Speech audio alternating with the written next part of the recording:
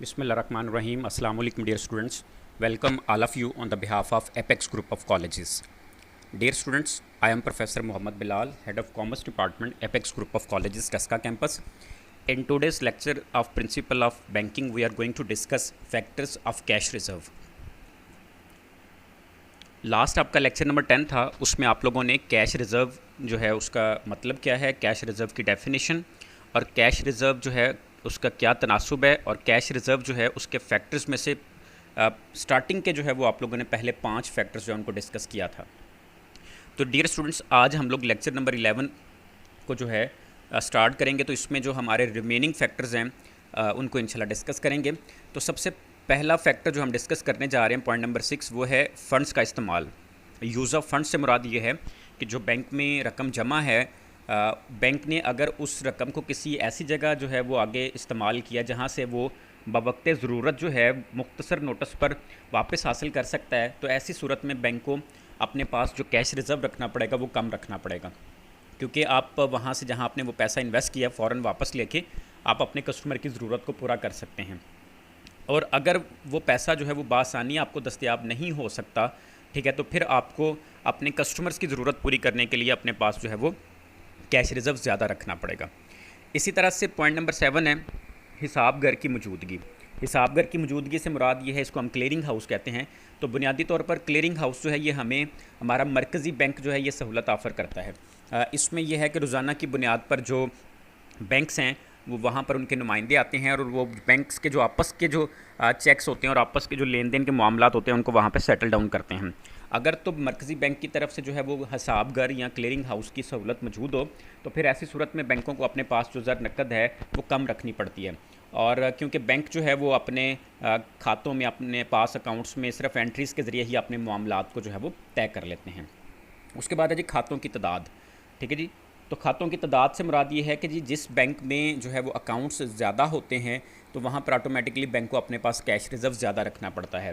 ठीक है, क्योंकि ज़ाहिर है कस्टमर ज़्यादा होने की वजह से वो फ्रीक्वेंटली बैंक में जो है वो आते जाते रहते हैं और अपने कैश जो है वो वहाँ से हासिल करके अपनी ज़रूरियात के लिए उन्होंने चाहिए होता है। तो इस मकसद के लिए आपको जो है वो कैश रिज़र्व ज़्यादा रखना पड़ता है। अगर उसके वाइस वर्सा बैंक में जो है वो खातों की तादाद कम है तो फिर वहाँ पर बैंक को अपने पास कम कैश रिज़र्व जो है वो रखना पड़ता है।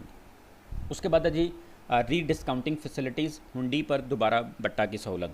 अगर तो मरकज़ी बैंक जो है वो जो हमारे कमर्शियल बैंक्स होते हैं, स्केड्यूल्ड बैंक्स होते हैं, उन्होंने जो लोगों के बिल्स ऑफ एक्सचेंज को डिस्काउंट किया होता है, अगर उन बिल्स ऑफ एक्सचेंज को जो एक दफ़ा डिस्काउंट हो चुकी हैं हमारा स्टेट बैंक दोबारा री डिस्काउंट कर देता है, तो फिर ऐसी सूरत में जो है वो आपको अपने पास कम कैश रिज़र्व रखना पड़ेगा, क्योंकि इस तरह से आप के पास जो डिस्काउंटेड बिल पड़े हैं उनको आप स्टेट बैंक में दोबारा से री डिस्काउंट करवा के वहाँ से फ़ंड हासिल करके अपनी ज़रूरियात को पूरा कर सकते हैं। इसी तरह से जो है वो हमारे जो खातादार हैं, जो नेचर ऑफ़ डिपॉजिटर्स हैं, उनकी नोयत के मुताबिक अगर तो हमारे जो कारोबारी हजरात हैं, ठीक है जी, या सनतकार हैं, ठीक है, या ताजर हजरात हैं, उनके अकाउंट्स बैंक में हैं, तो फिर ऐसी सूरत में आपको जो है वो अपने पास ज़्यादा मिकदार में जो है वो कैश रिज़र्व रखना पड़ेगा। ठीक है, क्योंकि ज़ाहिर उनकी ज़रूरियात जो हैं वो रोज़ाना की बुनियाद पर ज़्यादा जो है उनको पैसा दरकार होता है। इसके मुकाबले में अगर आम अफराद जो हैं वो आपके अकाउंट्स होल्डर हैं, तो फिर ऐसी सूरत में आपकी जो कैश रिज़र्व की ज़रूरियात हैं वो आपकी कम होगी। इसी तरह से नेक्स्ट है जी हमारा पॉइंट मुनाफा की शरह। तो मुनाफा की शरह से मुराद ये है कि अगर बैंक जो है वो जो रकम वहाँ जमा होती है वहाँ लोगों को उस पर जो मुनाफा है वो ज़्यादा देता है, तो ऐसी सूरत में लोगों के अंदर रुझान बैंक में रकम जमा करवाने का होगा। तो ऐसी सूरत में जो है वो बैंक को अपने पास कम जो है वो ज़र नकद रखनी पड़ेगी। और इसके मुकाबले में अगर बैंक जो है वो कम प्रॉफिट दे रहा है तो फिर ऐसी सूरत में जो है वो आपको अपने पास ज़्यादा जो है वो ज़र महफूज नकद जो है वो रखना पड़ेगा।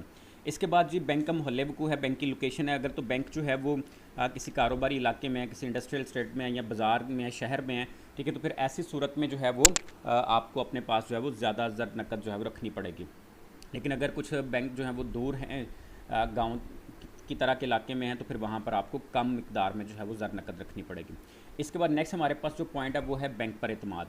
ठीक है जी, जो बैंक्स जिनकी साख अच्छी होती है, जिन पर लोगों का एतमाद ज़्यादा होता है, तो वहाँ जो है वो आमतौर पर लोग अपनी रकम इतनी जल्दी नहीं निकलवाते, तो ऐसी सूरत में जो है वो बैंक को अपने पास ज़र नकद कम रखने पड़ती हैं। ठीक है जी, और अगर जो है वो बैंक पर लोगों का एतमाद कम है तो फिर ऐसी सूरत में बैंक को अपने पास ज़्यादा मिकदार में जो है वो ज़र नकद रखनी पड़ेगी। इसके बाद है जी दूसरे बैंकों का महफूज ज़र नकद। ठीक है जी, हर बैंक जो है वो अपने ज़र नकद का तयन करने से पहले जो इलाके के दूसरे बैंक होते हैं उनको मद्देनज़र रखता है। ठीक है जी, और उसकी बुनियाद पर जो है वो अपने ज़र नकद का फ़ैसला करता है। उसके बाद नेक्स्ट हमारा जो पॉइंट है वो है हुंडियों पर बट्टा लगाना। ठीक है जी, अगर तो लोगों में जो है वो बिल डिस्काउंट करवाने का रुझान जो है वो ज़्यादा होगा, तो ऐसी सूरत में बैंक को अपने पास कैश रिज़र्व ज़्यादा रखना पड़ेगा। और इसके मुकाबले में अगर लोगों में जो है वो बिल डिस्काउंट करवाने का रुझान कम है, तो फिर आपको कैश रिज़र्व कम रखना पड़ेगा। इसके बाद सरमाया की दस्तयाबी, पॉइंट नंबर 16 है हमारा, कि अगर जो बैंक है उसको सरमाए की दस्तयाबी जो है उसकी तवक्को हो या ज़रूरत के तहत वो कहीं से भी पैसा हासिल करके अपनी ज़रूरियात को पूरा कर सकता हो, तो ऐसी सूरत में आपको अपने पास जो है वो फिर कैश रिज़र्व जो है वो कम रखना पड़ेगा। उसके बाद है जी कफ़ालतों की नोयत। ठीक है, नेचर ऑफ़ सिक्योरिटीज़। ठीक है जी, अगर तो बैंक जो है लोगों ने जो बैंक से कर्ज़े लिए हैं और उसके बदले जो बैंकों ने वहाँ पर ज़मानत के तौर पर चीज़ें रखवाई हैं, उनको आप बेच के फ़ौरन जो है वो पैसे में कन्वर्ट कर सकते होंगे, तो फिर ऐसी सूरत में आपको बैंक में कम जो है वो ज़र नकद जो है दरकार होगा। ठीक है जी, और अगर कफ़ालतें जो हैं उनको आप जल्दी बेच कर उससे कैश हासिल नहीं कर सकते, तो फिर ऐसी सूरत में आपको ज़्यादा जो है वो ज़र नकद रखना पड़ेगा। उसके बाद ये है कि अगर मुल्क के सियासी हालात जो हैं वो बेहतर हों, मुल्क के अंदर अमन अमान की सूरत हाल हो, ठीक है, और ज़रूरत लोग जो है फिर वो ज़रूरत के तहत ही बैंक से रकम निकलवाते हैं, तो ऐसी सूरत में आपको जो है वो कम ज़र नकद की ज़रूरत होती है। लेकिन अगर मुल्क के हालात बेहतर नहीं हैं, ठीक है, तो फिर ऐसे ज़रूरत वक़्त में लोग जो है वो बैंक से अपने पैसे जो हैं वो निकलवा लेते हैं, तो ऐसी सूरत में आपको ज़र नकद ज़्यादा जो है दरकार होता है। उसके बाद है जी पॉइंट नंबर 19 है मौसमी ज़रूरियात हैं। तो बैंक जो है उसके ज़र नकद का तयन करते हुए उसको मौसमी ज़रूरियात जो है उसका भी पेश नज़र रखना पड़ता है। मिसाल के तौर पे जो है वो अगर फसल जो है उसको उसकी बवाई और उसकी कटाई का टाइम है, तो किसान या जो व्यापारी होते हैं उनको ज़र नकद की ज़्यादा जो है वो ज़रूरत होती है, तो इसलिए जो है वो आपको उन दिनों में अपने पास ज़र नकद ज़्यादा रखना पड़ेगा। इसी तरह से जो महीने के शुरू और आखिर की तारीखें होती हैं, ठीक है जी, तो महीने के शुरू में और आखिर में जो ग्राहक होते हैं या खातादार होते हैं वो ज़रूरत के तहत बैंक से ज़्यादा जो है वो रकम निकलवाते हैं, तो इसलिए जो है बैंक को अपने पास ज़्यादा जो है मिकदार में कैश रिज़र्व रखना पड़ेगा, क्योंकि ज़ाहिर है हर माह के शुरू में तनख्वाहें वगैरह जो है वो देने के लिए जो कंपनीज़ होती हैं वो बैंकों से पैसे निकलवा के अपनी ज़रूरियात को पूरा करती हैं।